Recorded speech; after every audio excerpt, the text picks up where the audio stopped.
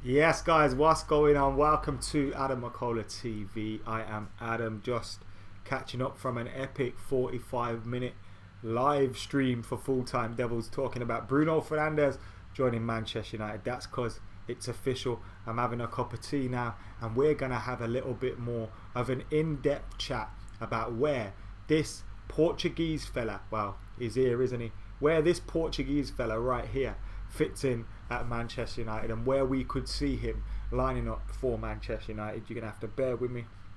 So I'm a little bit worse for wear. My throat's going. I'm achy. I'm shaky. But I'm feeling a little bit good. We won the derby yesterday, albeit we got knocked out on an aggregate. That's a frustration. But nevertheless, it was a positive sign. And now another positive sign for Manchester United. A signing that we would have liked to have made in the summer. A signing that we probably should have made in the summer. And it shows you where all his problems lie in terms of escalating this rebuild. Now, we don't want to see United bringing in 7, 8, 9, 10 players at a time. That usually isn't productive for a team. But what we do want to see is a more coherent plan in terms of signing players. We're now looking at signing a striker before the window closes. Why weren't we looking at doing that as soon as the window opened? Why weren't we doing that as soon as Marcus Rashford was injured? Why weren't we doing that in the summer? Why can we only focus on one deal at a time? Those are problems for Manchester United that you all are aware of, we all know of, we all know my opinion on them. So I just wanted to make that aware in terms of this Bruno Fernandes deal. It's something that's dragged on for a while. He could have been part of this team since the start of the season. But nevertheless, he's coming in at a crucial time. We've lost midfielders, Scott McTominay, Paul Pogba. They're coming back soon, which is something that really excites me if we can get McTominay, Fred, Pogba, Matic, Bruno Fernandes available. It gives us such great options, and it gives us the possibility of going to a 4-3-3 as well, which is a move which I think could suit us a little bit more. But he's coming in, £46.5 million deal, 5.5 year contract, which I think is a great deal as well. 46.5 million up front. I think there's around 15 to 20 million in add-ons, which could and maybe should be met. There's a few unrealistic ones in there. So you're looking, we're probably going to spend about 60 million on this fella. And for a guy that has the record that he does in terms of his goals and his assists for Sporting Lisbon in the last couple of seasons, this season and the 2 seasons prior to that, he's shown you that he's more than a flash in the pan. Sporting Lisbon isn't a small club either. They've not been performing as well as they could have been or should have been, but they're not a small club, and he's taken on a lot of pressure from that club. Now, there's a funny video of them celebrating a cup win, and one of his teammates says, "If we don't have you, we're fucked." And that's how they looked at him. He was a big part of that team, and that's what excites me as well. He's hopefully going to come in and not be the one man for Manchester United. That's not what we're looking at him as. We're hoping he can come in and be part of a fully functioning team. We've struggled with players in that creative position, whether it's from number 10 or from midfield. With Pogba out injured, Andreas Pereira hit and miss, Jesse Lingard hit and miss. Juan Mata is he's old now. He can't play every week in, week out. And he's not got the pace really that we need to play on the counter-attack. He's great at home and we're trying to pick holes in teams, but I think Bruno Fernandes has a combination of everything that they have, plus that clinicalness in terms of creating opportunities and taking opportunities as well. So he's a player that will hopefully treat Old Trafford like a platform to showcase his skills, and he's going to come here and he's going to want to win. He's a sore loser, which I like. You see pictures of him and videos of him kicking shit out of hallways and doors and all these kind of things. He's got that winning grit, that winning mentality, which I really like about him. Yes, he's going to need time to settle, and there's always that danger that these kind of players, we saw it with Mkhitaryan, Kagawa, Angel Di Maria, although Di Maria started off really well. There's always that fear that these players can fail to live up and fail to settle in the Premier League. But hopefully Bruno Fernandes, he has that tenacity. His defensive attributes aren't his strongest attributes, but he has that tenacity to fight and get the ball back and get on the ball and bring it forward. And I'm really looking forward to seeing him in a Manchester United shirt. His debut could be escalated forward to the Wolves game. He's obviously available for that. He's going to be registered in time.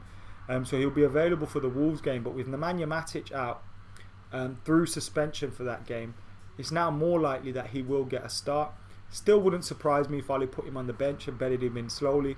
But having played regularly week in, week out for Sporting Lisbon, it is a viable thing that we've seen him sign today, do his medical, do his paperwork, do his pictures.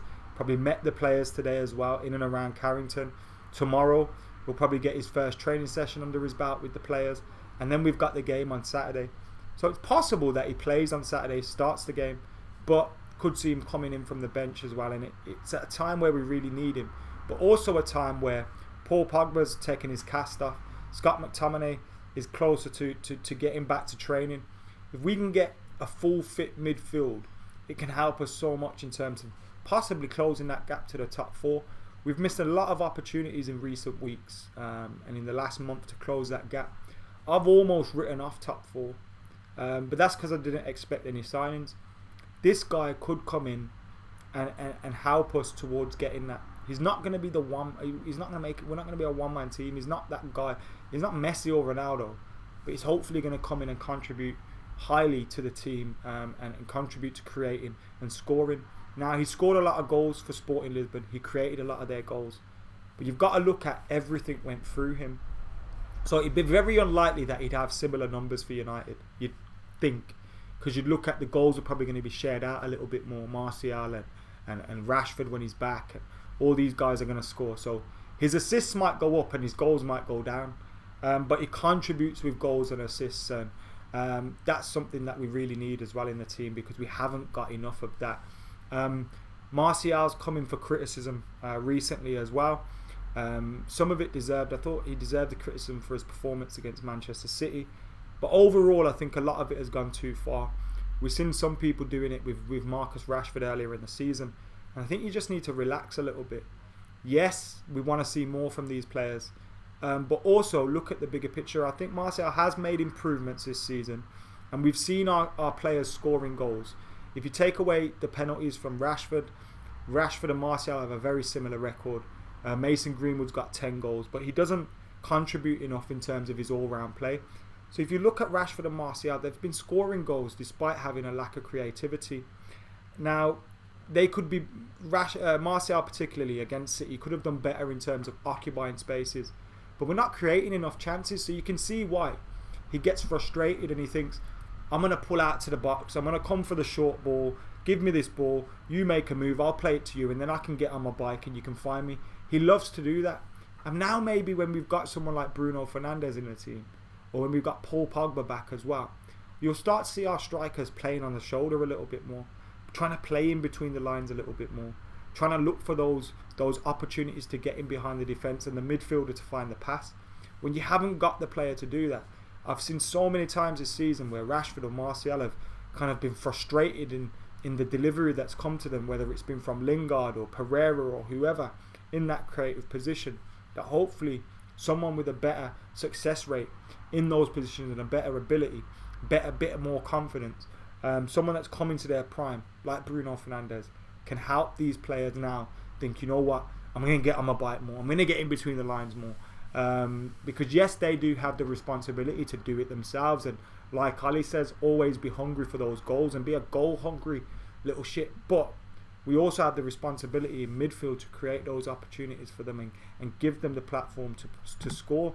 When you look at Aguero and Gabriel Jesus for City, or you look at and even Raheem Sterling, or you look at Mane and Salah and Firmino, they miss so many chances. They score a hell of a lot of goals as well, but they miss so many chances that they get the opportunities eventually and they score goals. We don't create. There's never been a game where you thought, oh, these lot are missing so many chances. We don't create enough for them. John Neal's in the comments saying it's ridiculous how long the last 4 or 5 signings have taken to get over the line. The issues with the board are quite clear. Amount of times I've seen Martial and Mason make runs, just didn't make or look for the pass. Bruno can change that, says I'm Roberto. Marcel is 24 now, be real, he ain't what we thought he could be. I think that's a little bit disingenuous, Daniel. I think when you look at what he's done, in terms of goals and stats, it's very similar to Marcus Rashford. In terms of appearances, it's very similar as well. And when you look at when he's come to the club, the season under Jose, he had a fantastic season, fizzled out a little bit because he got dropped from the team. Now he's getting that chance under Ole Gunnar Solskjaer this season in his favoured position. He was upset by a 2-month layoff. Now he's come back into the team. He's scoring goals. He's got 12 in 25 or 24 starts, I think it is. So his goal record's there. It's getting the all-round performance. And I think we've seen signs of his all-round performance improving. The Liverpool game being notable. I know he missed that opportunity, which was frustrating, but that was one where it was a better all-round performance, and we've seen that in various games. And then we've seen games like City. So it's about getting the consistency. And I think people have to be careful in terms of going like we did it with Marcus Rashford and absolutely written him off. That's a little bit unfair. But nevertheless, this is about Bruno Fernandes and what he can bring to the team. So get your comments in on Bruno Fernandes. Get your thoughts in, get your super chats in, get your comments. I'll be reading as many as I possibly can. So keep your comments coming in right now. MS Army's in the comments as well, saying welcome Bruno and welcome Bruno Fernandes to Manchester United. Get hitting that like button for me right now. But we're going to move into where Bruno Fernandes will possibly fit in for Manchester United. Now, we kind of already know that. I've kind of been touching on it, but you look at him, 25 years old, a midfielder that can play centre, left or right. £46.5 million plus add-ons, 19 international caps, 2 goals as well. And in 2019-2020, for club and country, so if you're seeing different figures, that's because it's including just his club stats, but his for club and country, 33 apps, 14 goals, 10 assists. So he's been very, very good. Now, I've put just examples of what the midfield could be if Bruno Fernandes was to start for Manchester United in a 4-3-3 or a 4-2-3-1. Those are the options that I think we could go with. Now, I've got to say, Fred has been magnificent for Manchester United. But if you look at where he would fit in a midfield if we had all of our available players, it's hard to say. Now, if you're playing at home, you could possibly get away with that 4-3-3. You're at home against a Norwich, a Brighton. You could play that 4-3-3 with Fred, Pogba, Bruno, a little bit more saucy, a little bit more attacking, a little bit more, we're just trying to make things happen and go for it. But if you're playing against Spurs at home, Liverpool at home, you're probably going to go in for a little bit more steel in that midfield, in a McTominay. Because I do think out of all of our midfielders, if you were to say, who is Bruno most like? Now, I know he doesn't get goals and assists as much of a record as Bruno does, but I'd have to say Fred. So you'd have to say, if everyone was available, whose position would he be taking? I think it's Fred's. Because McTominay offers that different. He's happy to just sit, clean up, mop up, give the short ball. Pogba is obviously that mercurial talent that you want to kind of give that platform to say, go on, make things happen, find them passes. And Bruno or Fred could be that one that's going to do the dirty work, but also link up everything as well. And I think obviously you'd put Bruno ahead of Fred, but Fred has come on very well recently. Come on really, really well recently. He's probably been our player of the month. And he's looking like a very, very good talent and a very good option in that midfield, which is great to see. In a 4-2-3-1 also, I know I've put Pogba in that number 10 position there. But Bruno could occupy that position in the 4-2-3-1 where Pogba is, and you could put Pogba back and Bruno in the 10. Or if or when Pogba does leave, I know I hate to say it and it's being a bit defeatist, but if Pogba does leave, then you put Fred in that Bruno position and Bruno in Pogba's position. So, you have the options then. We'd still need to bring in depth in midfield if we did lose Pogba. We're not complete in there at all. I still think we need a little bit of a defensive-minded improvement on Scott McTominay. Now, Scott McTominay is a great option to have. I think he's come on leaps and bounds, and we've missed him when he's been out. But like I've always said, McTominay and Fred should be like third, fourth choice really for a team like Manchester United. They should be third, fourth choice. So we need to improve on that. And if we've got Pogba, Bruno, and another, and then we've got McTominay and Fred, that's a fantastic midfield to have. If you replace Matic with a stronger player, and I know Matic has done well recently and he's come on and done alright, but you know what I'm saying. MS says 4-3-3 could work, interchangeable indeed. Ryan says Sancho is the dream. Good luck on to Rojo, the mad lad, says Dad Sweet. Yes, Rojo's going back to Argentina on loan. Fred has been okay, says Daniel, but he should be told his wages will be docked if he shoots. He couldn't hit a barn door. Bruno likes 8. Wonder if Mata lets him have it. Maybe number 18 for now, says John.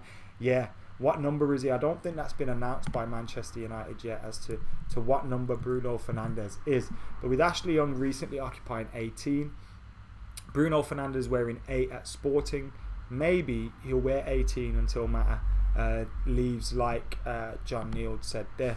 Can't be that long. I know Mata's not long signed a contract, but he's not going to be about forever, is he? Poor Mata. I love Juan Mata. Get hitting that like button for us. What are your thoughts on Bruno Fernandes joining Manchester United, and where do you think he fits in for Manchester United? Those are just a number of positions he can fit in the 4-2-3-1 or in the 4-3-3. But like I said, I do think as well he could be put into that position just where Pogba is, in behind the strikers in that number 10 position. But what I like is he's flexible. He can play 8, he can play 10, he can move around. He likes to get involved in attacking. Defensive side of things, not his strength, but he's happy to do that as well. Glenn says don't give him number 7, and Haggis says give him number 7. So there you go, with opinions. They're like arseholes, eh? And get your comments in, keep them rolling in. And like MS Army says, make sure you're hitting that like button. If you're not watching this live and you think, why do I always miss these live videos? Then make sure you're hitting the notification button as well. Bruno plays mostly as an attacking number 8 rather than a number 10. Correct, DNT. But it's just an option if we play a 4-2-3-1. I'd like to see United move towards a 4-3-3. I think it's better. That's just my opinion though, but I do think a 4-3-3 is better. We kind of played a 4-3-3 with a little bit of a diamond when Oli first came in, and we had Matic, Herrera, Pogba, Jesse Lingard, Martial and Rashford. And I'd like to see us go to a 4-3-3. I think it'd be great to see, and even if then you go to that diamond, you can allow Bruno to play in either the 8 position or in that further advanced position again. I want to see Pogba, Bruno and Rashford in the same team. Come on, medical team, says Nishan Abraham. And if I was going to pick a team full of players, Manchester United have a fully fit team. I would say David De Gea in goal, Aaron Wan-Bissaka, Maguire, Lindelof or Bailly, if Bailly is injured, fit and back and fully, playing and all that. Brandon Williams at left back. I'd go with McTominay, Pogba and Bruno, Martial, Rashford and Danny James. But Mason Greenwood, I like him, but you got to keep him as an alternative for Rashford and Martial, because we haven't obviously got that striker yet. But that is if we had a fully fit team. I'd go 4-3-3 with a midfield of McTominay, Pogba, Bruno, front 3, Martial, Rashford and Danny James or Mason Greenwood. But that would be my team. Will we get a striker before tomorrow night? Remember, if we do get a striker before the deadline closes, we'll be live on Full Time Devils and live on AdamMcKola TV as well. So make sure you're keeping it locked for all of that. But guys, seeing as I've done 45 minutes on Full Time Devils and now I've done 20 minutes here, my voice is absolutely ruined. I don't know if I'm going to be able to speak again. Fan cams might be off on Saturday, but make sure you're keeping it locked. Make sure you're commenting, sharing and subscribing throughout the day. We'll be live tomorrow. Thank you for tuning in to AdamMcKola TV. This has been a reaction video to Bruno Fernandes signing, and of course where he will play. Where do you think he fits in to this Manchester United team? How excited are you to see him play for Manchester United? Get all your thoughts in those comments below. And for now, I have been AdamMcKola. I'm out of here.